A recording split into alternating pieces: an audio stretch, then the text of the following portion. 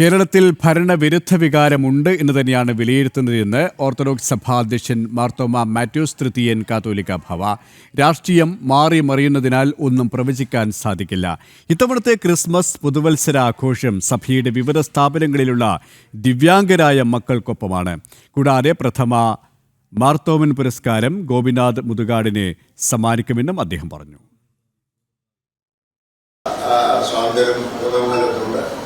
അങ്ങനെയുള്ള എല്ലാ സ്കൂളുകളിലെയും സ്ഥാപനങ്ങളിലെയും ഭിന്നശേഷിക്കാരായ കുട്ടികൾക്ക് ഒരു ക്രിസ്തുമസ് പുതുവത്സര ആഘോഷം, അത് അവരുടെ ഭിന്നശേഷിക്കാരാണെങ്കിലും അവരുടേതായിരിക്കുന്ന കലാരൂപങ്ങൾ അവതരിപ്പിക്കാനുള്ള അവസരമുണ്ട്. രാവിലെ 9 മണിക്ക് ഡിസംബർ 31 രാവിലെ 9 മണിക്ക് ആരംഭിക്കും. അത് 2 മണി വരെ ആണ് ഇത് പ്രോഗ്രാം ചെയ്തിരിക്കുന്നത്.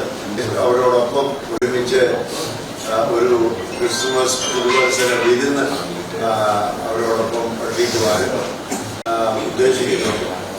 അതോടൊപ്പം അങ്ങനെയുള്ള ഒരു സ്ഥാപനം നടത്തുന്ന അല്ലെങ്കിൽ അതിന് മുന്നിട്ട് പ്രവർത്തിച്ചുകൊണ്ടിരിക്കുന്ന ഒരാളാണ് ബഹുമാനപ്പെട്ട മുതുകാട്, ശ്രീ ഗോപിനാഥ് മുതുകാട്. അദ്ദേഹത്തിന്റെ ആ ഒരു പ്രവർത്തനത്തെ മനസ്സിലാക്കിക്കൊണ്ട് വ്യക്തിപരമായി